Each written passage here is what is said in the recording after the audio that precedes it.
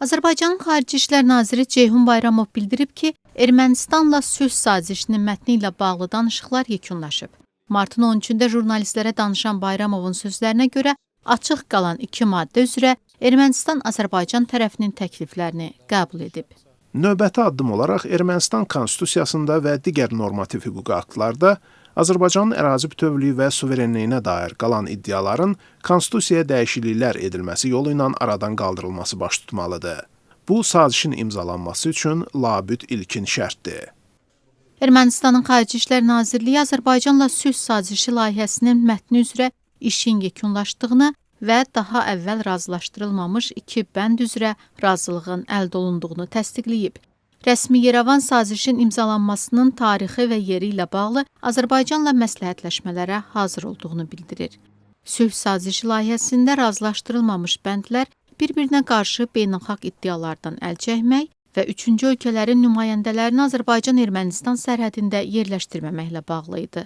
Ermənistanın baş naziri Nikol Paşinyan açıqlama verib ki, üçüncü ölkələrin qüvvələrinin sərhəd boyunca yerləşdirilməməsi və beynəlxalq qurumdakı iddiaların qarşılıqlı olaraq geri götürülməsinə gəlincə, bu müddəalara da müəyyən xırda dəyişikliklər edilib.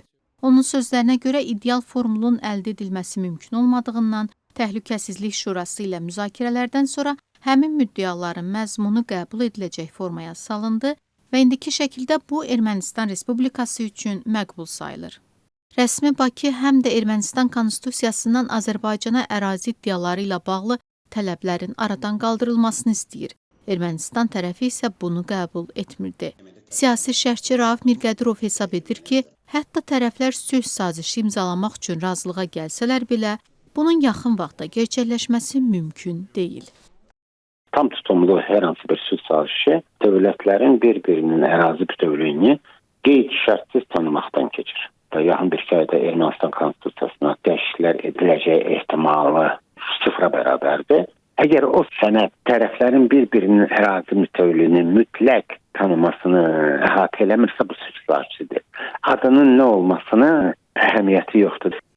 Yerevanda Regional Araşdırmalar Mərkəzinin rəhbəri Richard Qriqasyan da razılaşır ki, konstitusiya dəyişiklikləri uzun çəkən bir prosesdir, amma o bunu mümkünsüz də saymır.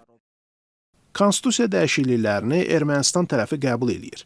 Lakin konstitusiya dəyişikliyi hüquqi proses kimi 2026-cı ilin iyunundan tez baş tutmayacaq. Tərəflərin açıqlamaları çoxdan gözlənilən iki tərəfli müqaviləni yekunlaşdırmaq və imzalamaq üçün real fürsətdən xəbər verir. Richard Qriqasyan inanır ki, son dəqiqədə hansısa əlavə tələblər qaldırılmasa, Azərbaycan və Ermənistan diplomatiyada çıxılmaz durumu geridə buraxa bilər. 2020-ci il 44 günlük müharibə və 2023-cü ilin sentyabrında Qarabağdakı hərbi əməliyyatlardan sonra Azərbaycan ərazi bütövlüyünü bərpa edib. Tərəflər indiyəcən həm Avropa İttifaqı, həm də Rusiyanın vasitəçiliyi ilə ayrı-ayrılıqda sülh danışıqları aparıblar.